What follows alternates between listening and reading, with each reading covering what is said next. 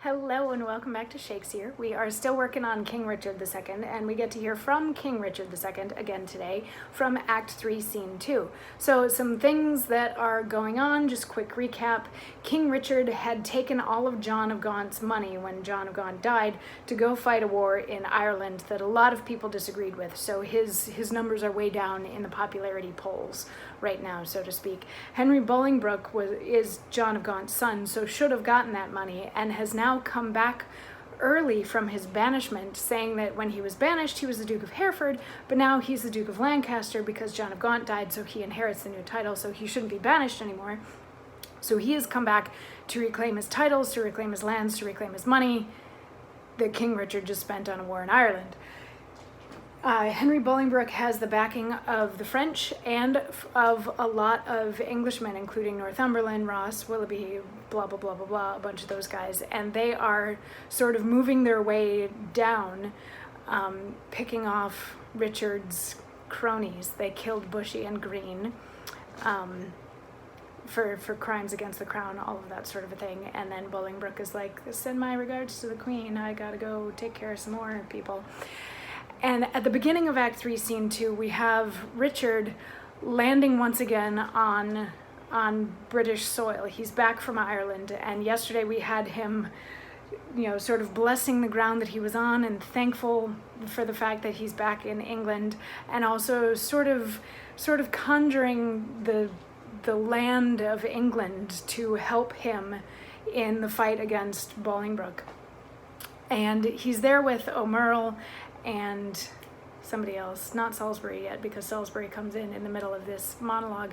Oh, the Bishop of Carlisle. And they're like, yeah, that's great that you think that you're going to win, but Bolingbroke is really gaining in popularity, so maybe this is something that you should be just a smidge concerned about. And King Richard says, discomfortable cousin, knowst thou not that when the searching eye of heaven is hid behind the globe that lights the lower world, then thieves and robbers range abroad unseen, in murders and in outrage bloody here. But when from under this terrestrial ball he fires the proud tops of the eastern pines, and darts his lightning through every guilty hole, then murderers, treasons, and detested sins, the cloak of night being plucked from off their backs, stand bare and naked, trembling at themselves. So when this thief, this traitor Bolingbroke, who all this while hath revelled in the night, shall see us rising in our throne, the east, his treasons will sit blushing in his face, not able to endure the sight of day, but self-affrighted, tremble at his sin. Not all the water in the rough, rude sea can wash the balm from an anointed king. The breath of worldly men cannot depose the deputy elected by the Lord. For every man that Bolingbroke hath pressed to lift shrewd steel against our golden crown, heaven for his Richard hath in heavenly pay a glorious angel. Then if angels fight, weak men must fall, for heaven still guards the right. Welcome, my lord. How far off lies your power? So this is a pretty big speech, and it's important to note as a little bit of context for this speech that at the time that Richard was king, they believed that the king was chosen by God himself, God spoke to the king. And that's why being king and the royal lineage was so important, is because everybody believed that God chose these people to be his own representatives on earth, kind of a thing. So the other important thing here to note is King Richard equating himself with the sun, because that's what he thought he was as the king. He thought he was the light for the world that was taking care of England and doing what God told him to do.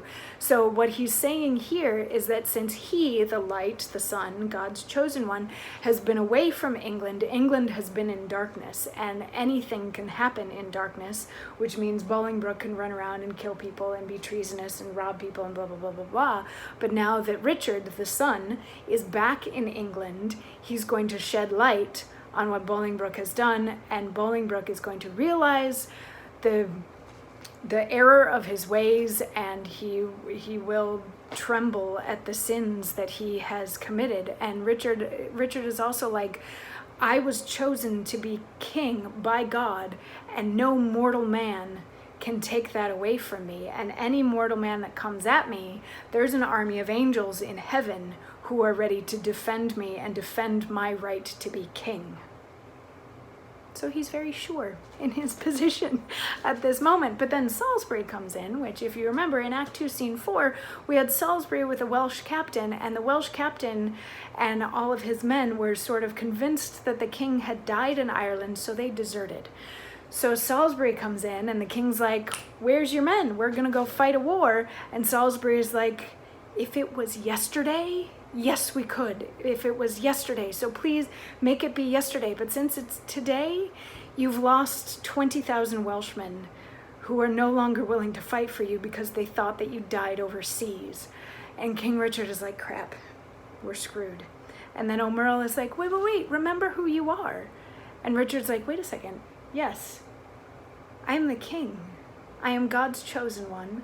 I can do anything. These puny little mortals who come to fight against me, I can absolutely handle this. This is fine.